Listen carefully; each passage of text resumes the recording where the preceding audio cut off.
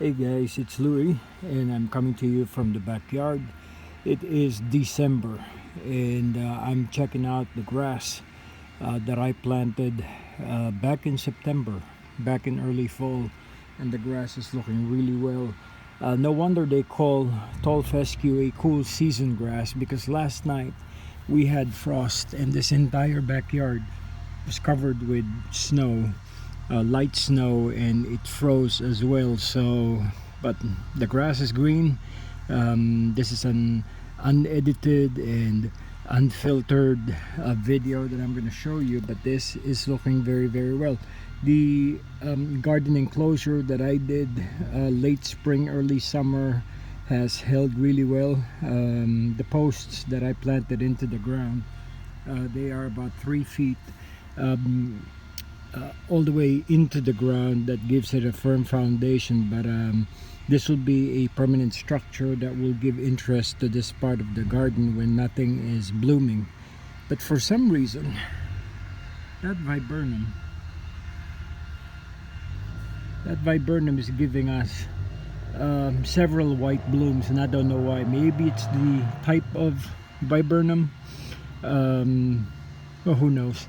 Excuse the noise, because it's roofing season in our town, in our subdivision, and I think somebody is putting down the roof and cleaning whatever they did by my neighbor over there. Anyhow, I'm here just to give you a quick video because in December I'm still planting bulbs. I was late in putting all this in the ground, and there is this section of the garden that we want to put this type of bulb that we got from Costco. It's a tulip bulb called Negrita, and it's jumbo pink, so it'll be a good flush of pink right over here in this planting garden bed that I just prepared. This is the garden bed right next to the screen that I built 3 years ago to cover our unsightly I was going to call it machinery, our unsightly air conditioner and units that control the heating and cooling of the house. But over here at the bottom of the screen is a garden bed, a raised garden bed that I did a year and a half ago. This is where we also store one of our Adirondack benches. And the plan that I have today is put tulips over here and all the way around. And the tulips that we will put apart from the Negrita tulip, I will also be putting wild hyacinths. These are camassias, and I'll throw a picture up on the screen that way you guys see what it looks like. But the plan is to have the pink tulips over here, and we will surround it along the perimeter with the blue hyacinths. That will also multiply over time. I also have over here bone meal, which is what I use to give these bulbs a good start in life. This has 1% nitrogen, but look how much phosphorus it has. It has 25% phosphorus, which is what's needed for vigorous growth and vigorous blooms. So that's what we will be using. This is what I always use. It doesn't matter which brand. Right now I got Stay Green. I got this on sale, but any bone meal will work. Bone meal is a byproduct of animal bones. They grind this up really finely and turn it into powder, which is what we will use when we put before we put the bulbs in. We'll get a hole and put a teaspoon or a tablespoon of bone meal on the bottom of the hole before we put the bulbs right on top of it and bury it. I also have Planktone. I use Planktone to recondition the soil. This is just garden variety bagged 1 cubic foot topsoil that I got. And this time of the year when they go on sale also, I buy them in bulk. And so this is the first part. We'll plant this up. I'll show you later what it looks like. I will be uprooting some of these irises because they are alive. They live here, but the rhizomes have not received too much sun because of the salvia that I have. That is an Amistad salvia that I planted here that gave it a good flush of blue on this side, which complemented the color of our Adirondack chair. But irises, and I will put another video about irises and how I plant them, but they require a lot of sun. They like baking in the heat, and that is what's going to give power and energy to the bloom that they have. That's a German bearded iris, but we'll put that on a different post. But for right now, let me work on what I need to work on here, and I'll show you what it looks like after I'm through. Okay, so let me give you an update. Over here on this side of the garden bed, we already planted about 25 from this half. There we go. From that half all the way going toward the screen, I planted about 25 bulbs, and this is what these bulbs look like, the ones that I got from Costco, the Negrita bulb, which will be dark pink toward the purple hue side, almost similar to this color right here of purple. And we planted about 26 actually right over on that side, and then in drifts all I did was just hollowed out the ground on 3 or 4 sections where I also planted the camassias, the wild hyacinths. So what I'm going to show you is how I plant them, because I just cleared this part of the garden bed. This was the Amistad salvia that I'm keeping. It's a perennial, it's a softwood perennial, and so hopefully it will grow again in the spring. This is also a form of salvia that I'm keeping over here. I gave it a good chop so that we could get more flushes of growth for that plant in the spring as well. So let's see. This is clear, and I removed the irises, the German bearded irises that are over here. They're in a pile right now that I will be planting in another part of the garden, just to put them in the landscape. I topped off the garden bed with fresh garden soil. That, before I forget, this is going to be hard doing it one-handed, but I usually put Plantone, just an organic powdered fertilizer right on top, just to condition the soil, and once that's there, you just cruff it up a little bit, and it will combine with the soil, and it will do its thing throughout the winter and into spring when the soil starts heating up. That is activated when there is heat. So right now, pretty much it stays there at the ready when spring comes.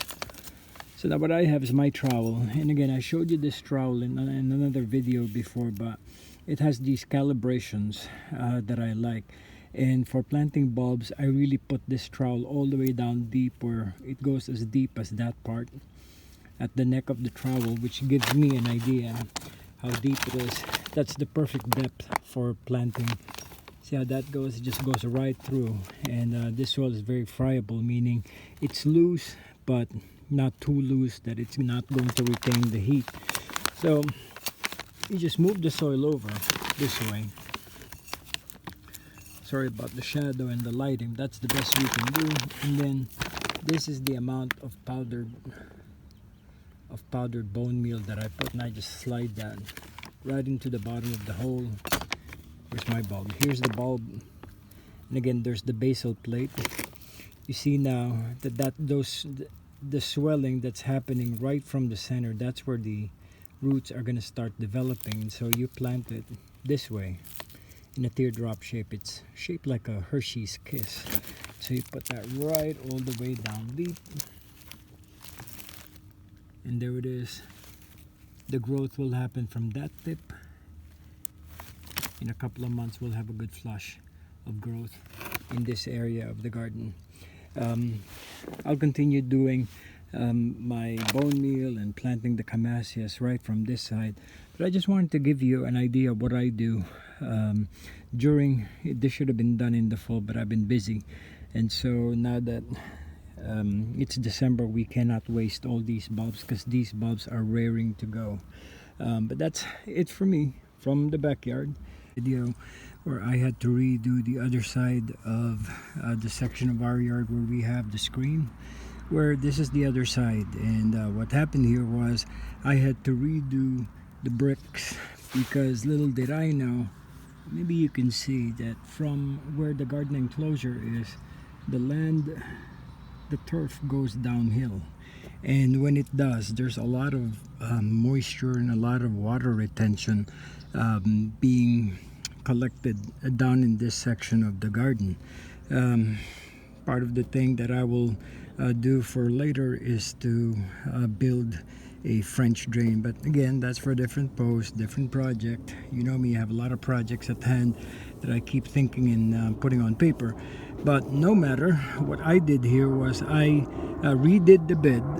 I elevated it by 6 more inches. As you can see, I have one more brick that's buried in the ground. I got another brick on top and the third right on top of that, and so this gave me a good opportunity to really put all our bulbs. I've got close to 200 bulbs over here. The ones on the back that you see are all they're orange bulbs called Daylight. They're from Holland that we got in the mail.